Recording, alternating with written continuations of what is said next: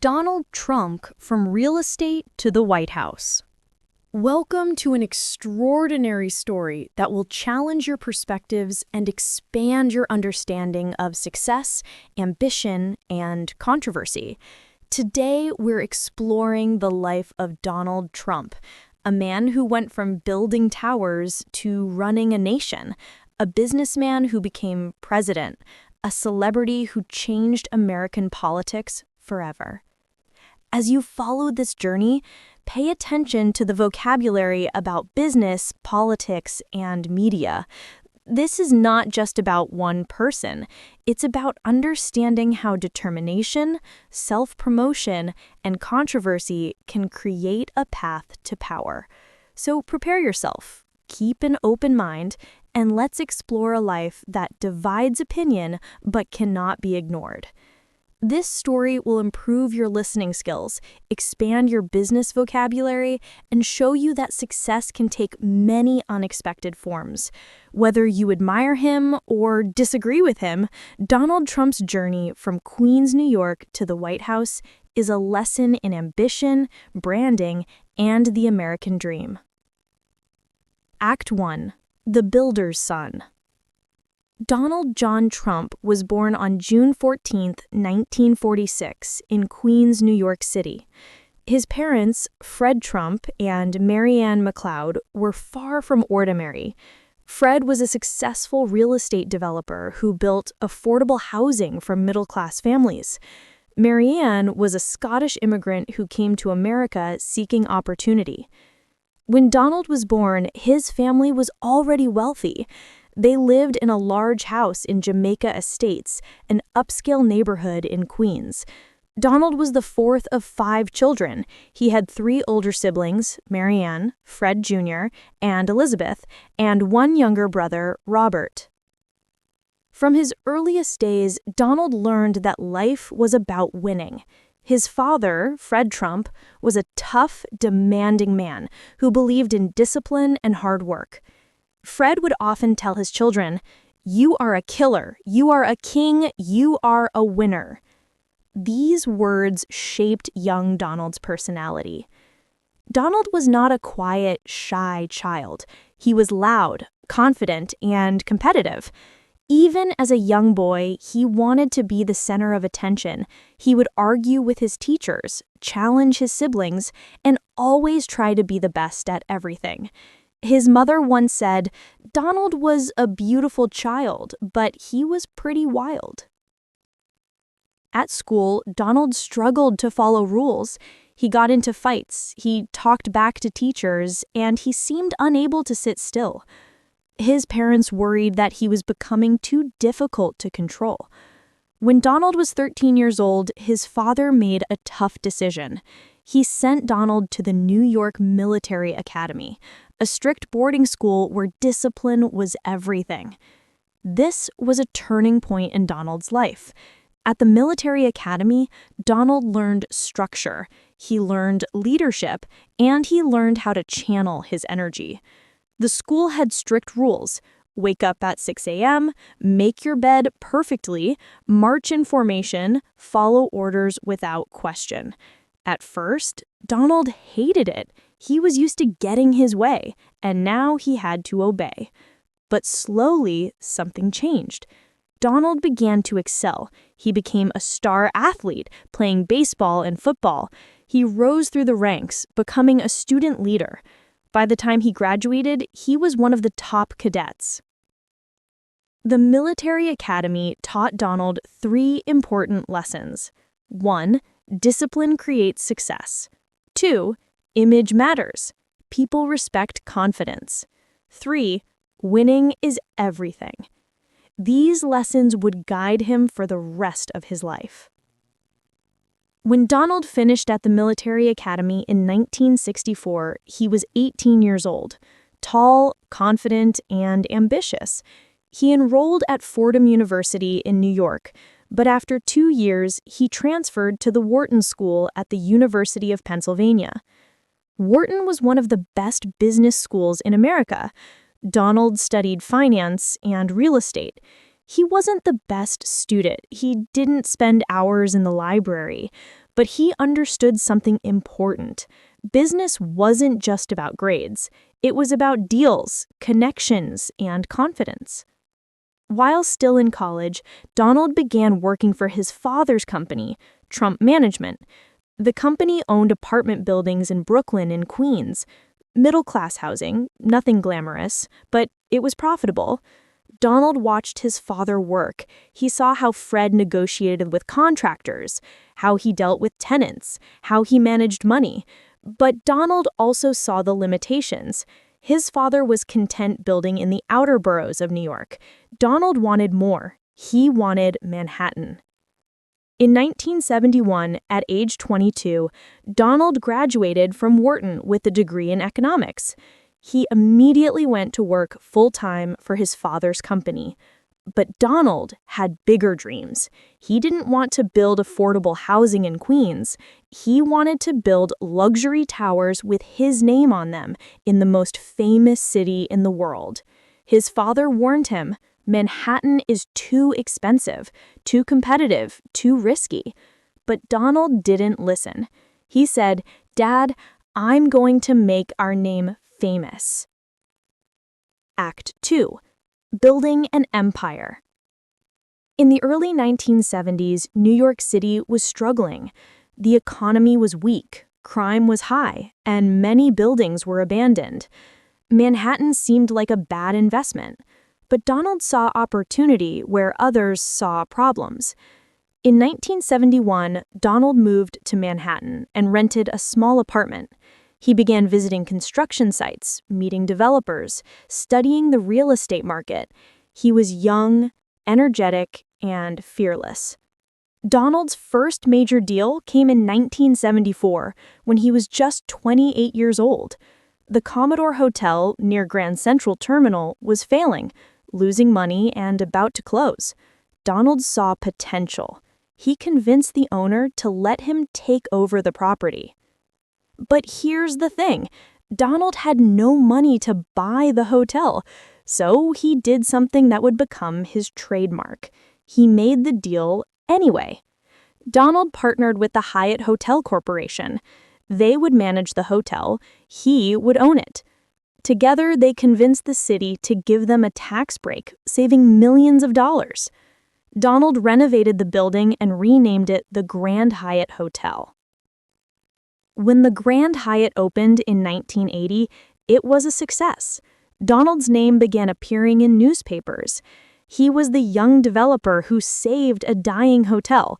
He was confident, charismatic, and always ready with a quote for reporters. Donald learned a crucial lesson from this deal. You don't need to have all the money. You need to have the vision, the connections, and the confidence to convince others to invest. Throughout the 1980s, Donald built his empire. He purchased an old apartment building on Fifth Avenue and transformed it into Trump Tower, a 58-story glass skyscraper with luxury apartments, expensive shops, and gold-plated elevators. Trump Tower opened in 1983 and became a symbol of wealth and excess. It was exactly what Donald wanted. His name, literally in gold, on one of the most famous streets in the world. Celebrities and wealthy business people bought apartments there. Donald himself lived on the top floors. Donald didn't just build buildings, he built a brand. He put his name on everything. Trump Tower, Trump Plaza, Trump Park. He believed that the Trump name meant luxury, quality, success. He told reporters, "I sell lifestyle. I sell aspiration. People don't just buy an apartment, they buy the Trump experience." But Donald's success came with controversy. In 1973, the U.S. government sued Trump Management for racial discrimination.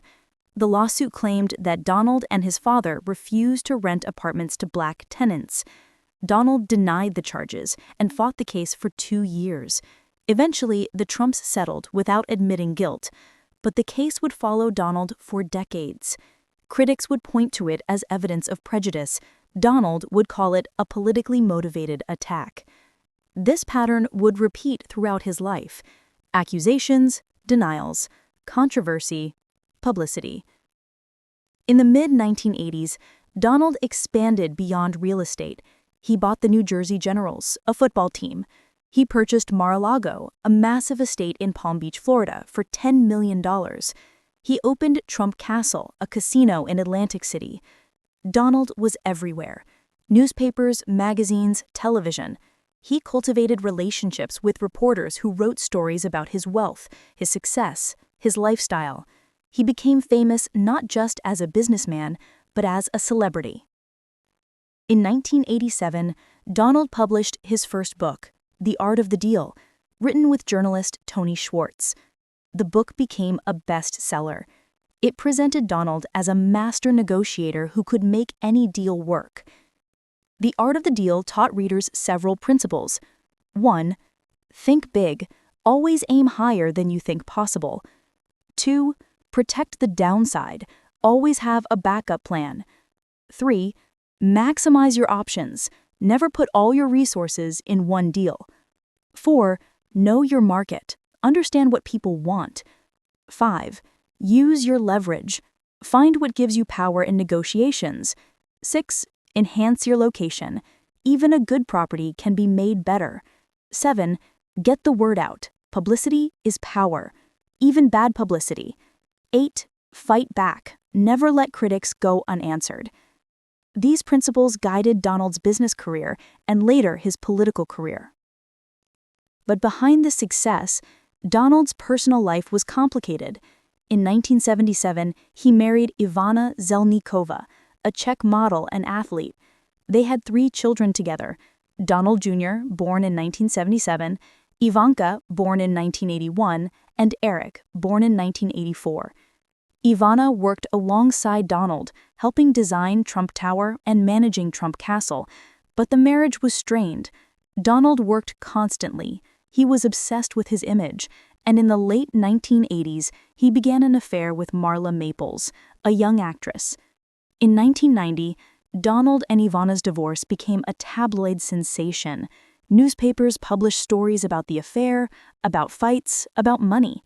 The divorce was messy, public, and embarrassing. Donald later married Marla Maples in 1993, and they had a daughter, Tiffany, born in 1993, but that marriage also ended in divorce in 1999. These personal struggles happened during a difficult time in Donald's business career as well. Act 3. Crisis and Comeback. By the early 1990s, Donald Trump was in serious financial trouble. He had borrowed billions of dollars to build casinos, buy airlines, and expand his empire. But the economy weakened and his businesses lost money. His casinos in Atlantic City were failing. Instead of generating profit, they were drowning in debt. By 1991, Donald was nearly $1 billion in personal debt, and his companies owed banks another $3 billion. This was a crisis. Many people expected Donald to declare bankruptcy and disappear from public life. The tabloids that had celebrated him now mocked him. Trump the failure. Trump the loser. Trump is broke. But Donald did something unexpected. Instead of hiding, he fought back. He negotiated with banks, agreeing to give up some properties in exchange for more time to pay his debts. He sold his yacht, his airline, and other assets. He restructured his casino businesses, allowing them to file for bankruptcy while he maintained some control. This period taught Donald important lessons about survival. 1. Never admit total defeat. Always frame setbacks as strategic moves. 2. Control the narrative. Talk to the media even when things are bad. 3. Reorganize debt. Use bankruptcy laws to protect yourself. 4. Always maintain your image, even when struggling. Act confident. By the mid-1990s, Donald had stabilized his finances. He focused on licensing deals instead of building everything himself. He let other developers use the Trump name on their buildings in exchange for fees. This was brilliant. Donald could earn millions without risking his own money. If a project failed, it wasn't his problem. But the Trump name was still on the building, generating publicity. Throughout the 1990s and 2000s, Donald rebuilt his brand. He appeared on television shows, he wrote more books, he endorsed products. He became as much an entertainer as a businessman. Then, in 2004, something happened that would change Donald's life forever.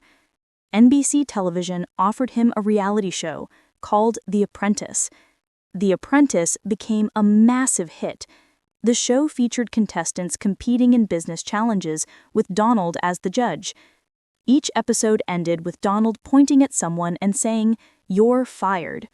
The Apprentice made Donald Trump a household name across America. Millions of people who never bought real estate, who never read his books, now watched him every week. He became a symbol of success, wealth, and power. The show ran for 14 seasons and made Donald an estimated $200 million. It also reinforced his image as a strong, decisive leader who demanded results. During this time in 2005, Donald married his third wife, Melania Knaus, a Slovenian model. They had one son together, Baron, born in 2006. By 2015, Donald Trump was 69 years old.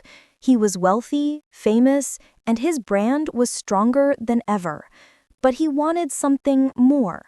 He wanted power, real power, not just business success. He wanted to be President of the United States. Act 4. The Political Outsider. Donald Trump had flirted with politics for years. In 2000, he briefly considered running for president. In 2011, he publicly questioned whether President Barack Obama was born in the United States, a controversy called birtherism that many considered racist.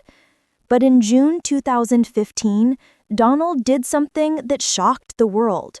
He announced he was running for president as a Republican.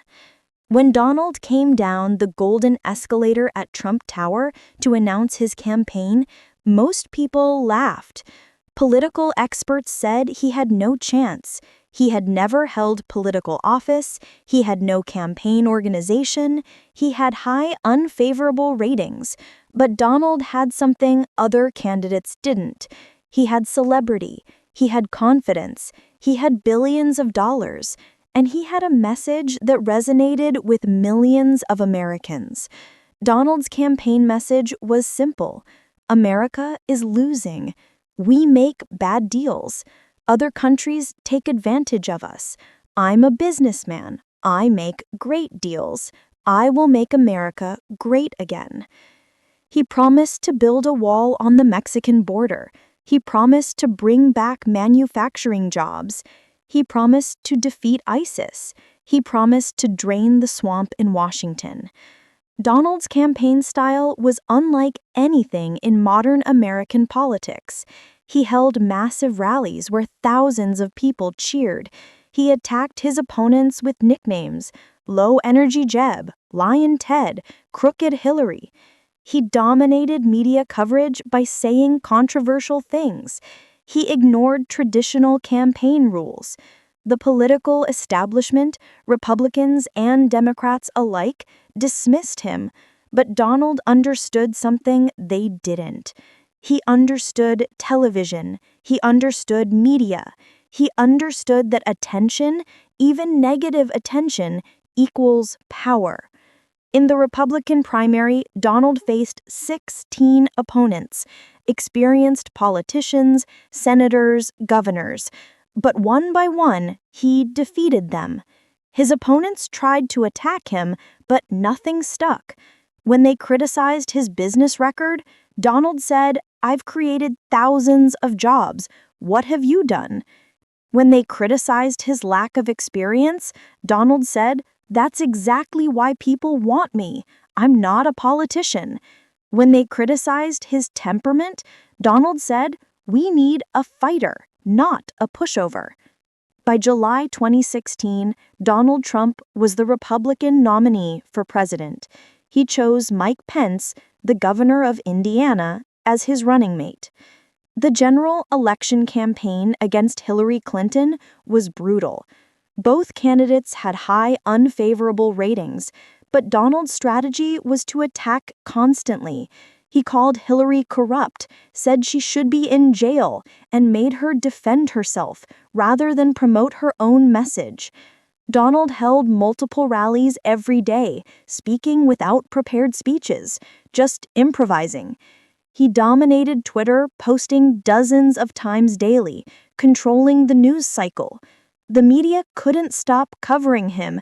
Even when they criticized him, they gave him billions of dollars in free publicity. Most polls showed Hillary Clinton winning. Most experts predicted Donald would lose badly.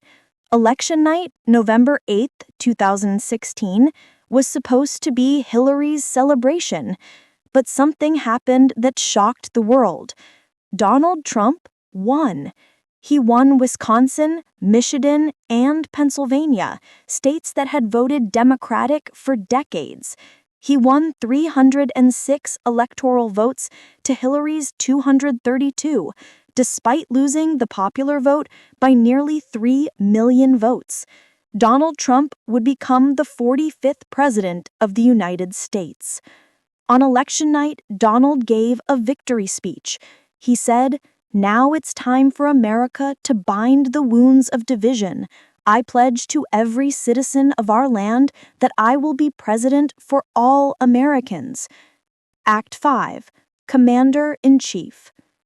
On January 20th, 2017, Donald Trump was inaugurated as president.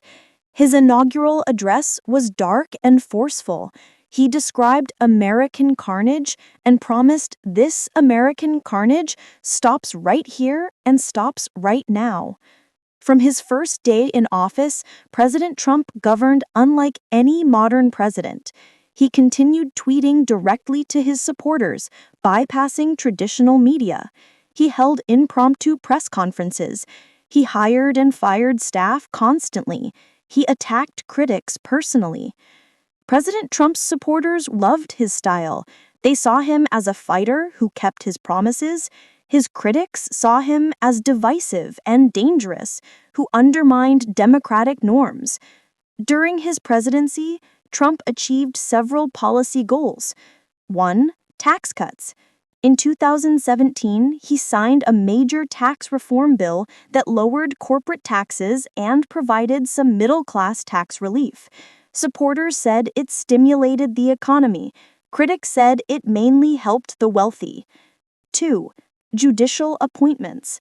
Trump appointed 3 Supreme Court justices, Neil Gorsuch, Brett Kavanaugh, and Amy Coney Barrett, shifting the court significantly to the right. He also appointed over 200 federal judges. 3. Deregulation.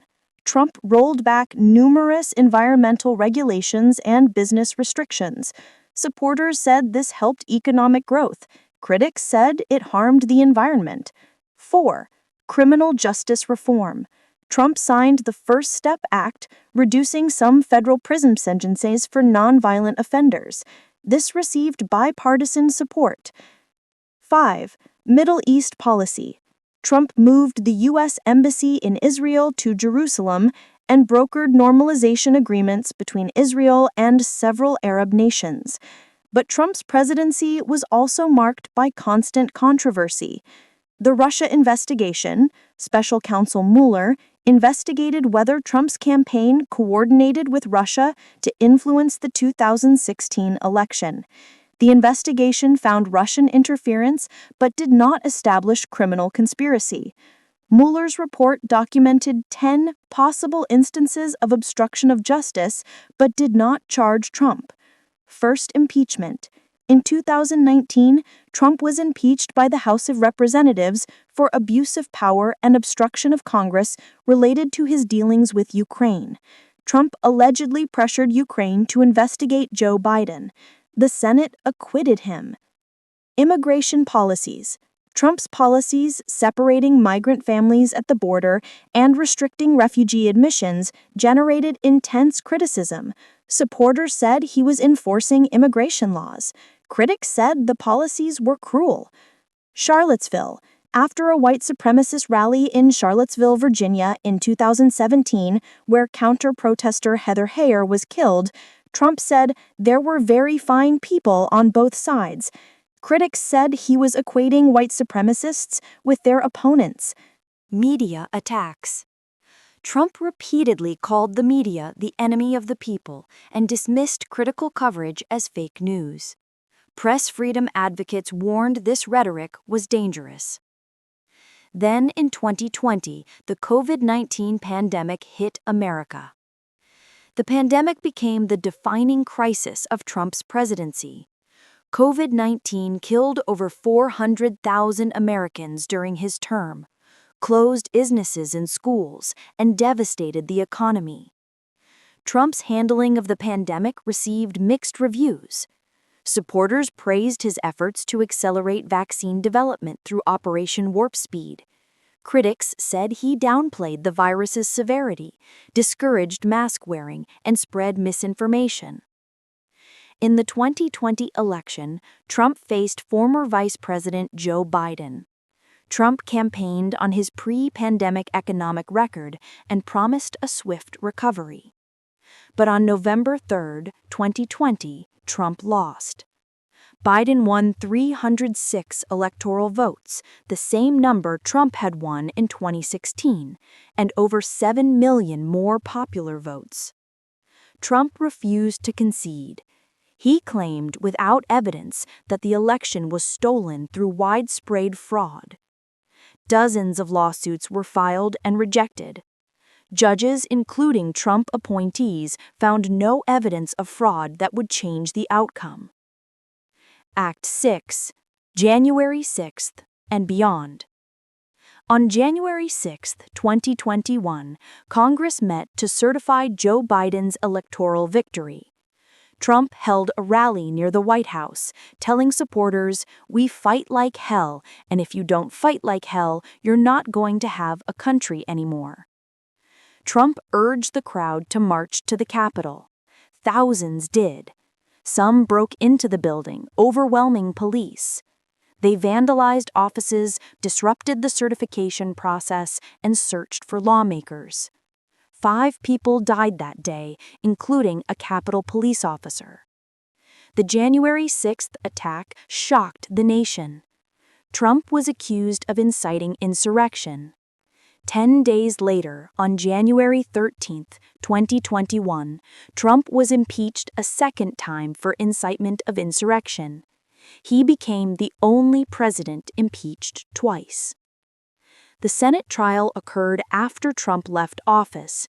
He was acquitted again, but 7 Republicans joined Democrats in voting to convict, the most bipartisan impeachment vote in American history.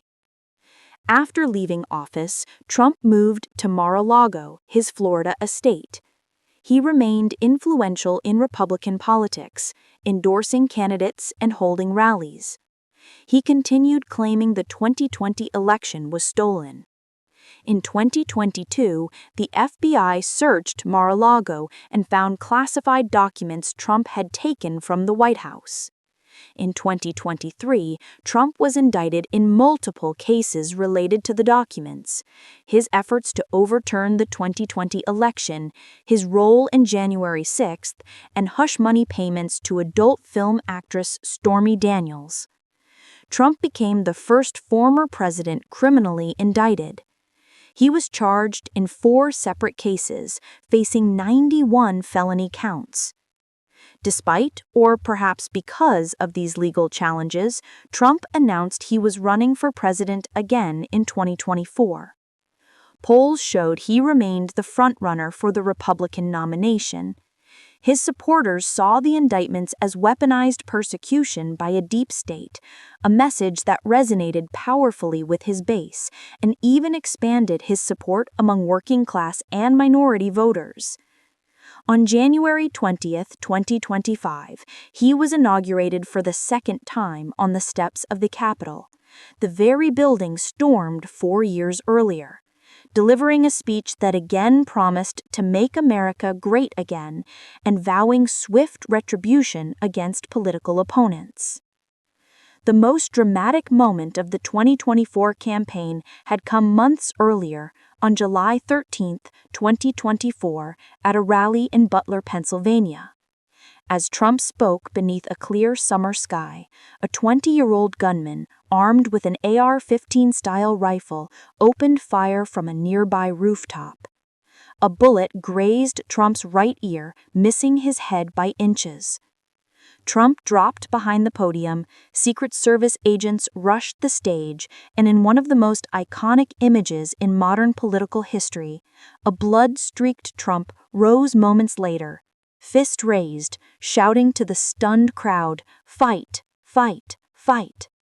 One rally attendee was killed, 2 others critically wounded, and the shooter was neutralized by a Secret Service counter-sniper. This assassination attempt, coming just 2 days before the Republican National Convention, galvanized Trump's supporters, hardened his polling lead, and turned the already bitter campaign into a contest many saw as existential. By the time Trump returned to the White House in 2025, the legal cases that once threatened to derail him were collapsing or delayed. Some dismissed on immunity grounds after a favorable Supreme Court ruling, others postponed until after his inauguration, and promises of pardons for himself and for hundreds convicted in the January 6th riot, already circulating. Love him or despise him, Donald Trump had achieved what almost no political observer thought possible only a year earlier: a defiant, improbable, and historic comeback. The lessons from Trump's life. What can we learn from Donald Trump's extraordinary journey? Here are the most important lessons. Lesson 1. Branding is everything. Trump understood that his name was his most valuable asset. He put Trump on buildings, products, even steaks. He created an image of success and luxury, whether or not it was always deserved. The brand had power. This teaches us that perception often matters as much as reality. How you present yourself shapes how others see you. Lesson 2. Media mastery creates opportunity. Trump dominated media coverage for decades, first through celebrity gossip, then through The Apprentice, then through politics. He understood that attention equals power. He said all publicity is good publicity. Even bad publicity is good because people are talking about you. Whether you agree with this approach, it worked for Trump. Lesson 3. Authenticity resonates, even when flawed. Trump's supporters loved that he spoke his mind, didn't use politically correct language, and seemed authentic. Even his critics admitted he was genuinely himself, not a scripted politician. People respond to authenticity even when they disagree with the message. Being authentic builds connection. Lesson 4. Resilience overcomes failure. Trump faced bankruptcy, scandal, divorce, business failures, and constant criticism, but he never stayed down. He reframed failures as learning experiences and kept moving forward. This teaches us that persistence matters more than perfection. Setbacks are inevitable. Recovery is a choice. Lesson 5. Polarization can be a strategy. Trump rarely tried to win everyone over. Instead, he built a passionate base that supported him intensely while accepting that others would hate him. This polarization kept him in the spotlight. Whether this is admirable or destructive is debatable, but it's a strategy that worked for his goals. Lesson 6. Break the rules and people notice. Trump succeeded partly because he ignored conventional wisdom. He ran for president with no experience. He tweeted insults at opponents. He held rallies instead of doing traditional campaigning. Breaking norms can be disruptive, but it can also be effective at getting attention and standing out. Lesson 7. Your past follows you. Trump's business practices, legal issues, and personal behavior were scrutinized constantly. Nothing stayed hidden in the digital age. Your history matters. Your choices have consequences. This teaches us to act with integrity because everything eventually comes to light. The complexity of legacy. Donald Trump's legacy is deeply contested. His supporters see him as a transformative figure who challenged corrupt elites, fought for forgotten Americans, strengthened the economy, appointed conservative judges, and made America respected again. His critics see him as a dangerous demagogue who attacked democratic institutions, spread misinformation, promoted division, undermined truth, and damaged America's global standing. Both perspectives contain elements of truth. Trump is neither the hero his supporters claim, nor the villain his critics describe.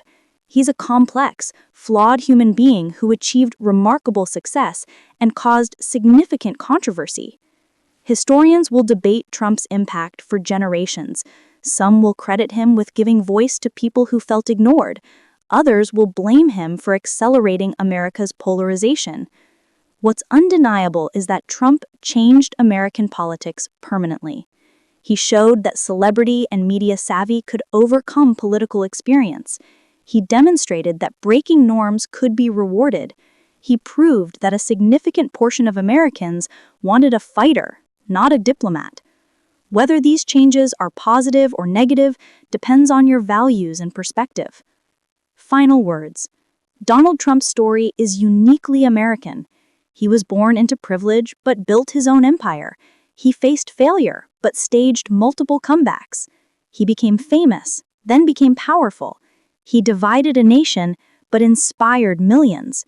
From Queens to Manhattan, from bankruptcy to billions, from reality television to the White House, Trump's journey defies simple categorization. His life teaches us that success can take unconventional paths, that branding matters, that resilience is essential, that controversy doesn't have to be fatal, and that the rules others follow are not necessarily the rules you must follow. Whether you admire Donald Trump or oppose him, whether you see him as a visionary or a threat, his story matters because it reveals something about America, about ambition, about media, about politics, and about the complex nature of success itself. Trump once said, "As long as you're going to be thinking anyway, think big." Whatever else you can say about Donald Trump, he certainly thought big. He dreamed of towers with his name in gold. He imagined himself as president, and against all odds, he made both dreams reality. His story reminds us that in America, the unexpected is possible, that outsiders can win, that conventional wisdom is not always wise, and that one person's journey can change the direction of an entire nation. The final chapter of Donald Trump's story is not yet written.